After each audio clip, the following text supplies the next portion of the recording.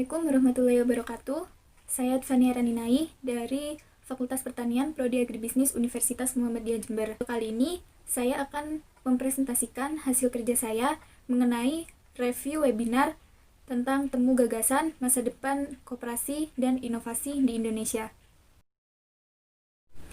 Berikutnya yaitu materi dengan judul yang sama, yakni Masa Depan Koperasi dan Inovasi di Indonesia, yang disampaikan oleh Dr. Insinyur Nining Susilo, Master of Arts, founder UKM Center FEB UI. Jadi, melalui riset yang telah dilakukan oleh beliau, diketahui bahwa jumlah koperasi yang ada di Indonesia ini cukup banyak. Namun, selain itu, koperasi yang tidak aktif pun juga banyak.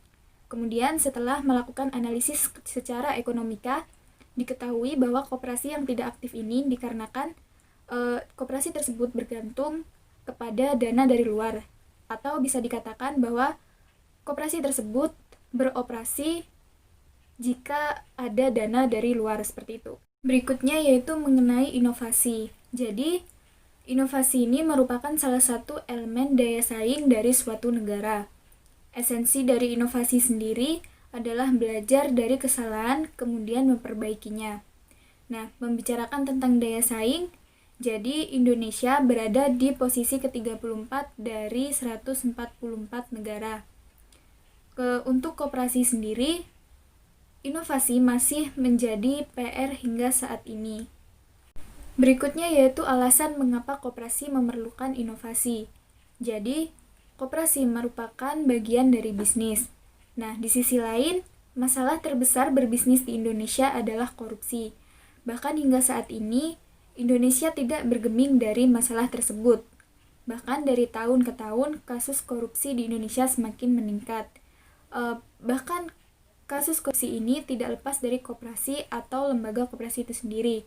Nah, persepsi mengenai korupsi di Indonesia inilah yang membuat atau menciptakan kendala terhambatnya inovasi dalam koperasi. Berikutnya yaitu konstruksi koperasi dalam keseimbangan 3 kekuatan kewarganegaraan. 3 kekuatan yang dimaksud di sini yaitu pemerintah, market, dan juga koperasi. Nah, pada saat ini konstruksi kekuatan kewarganegaraan Indonesia tidaklah seimbang. Hal ini terlihat dari diberikannya APBN ke Dekopin, yang artinya menunjukkan bahwa koperasi ada di bawah kekuasaan negara. Padahal seharusnya 3 kekuatan tersebut harus memiliki posisi yang seimbang agar ideal. Nah, untuk mengembalikan kekuatan koperasi, maka diharapkan tidak lagi memberikan APBN kepada Dekopin.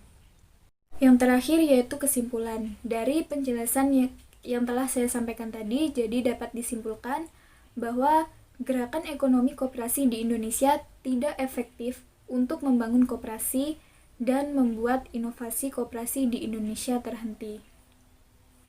Sekian yang dapat saya sampaikan, kurang lebihnya mohon maaf. Terima kasih. Wassalamualaikum warahmatullahi wabarakatuh.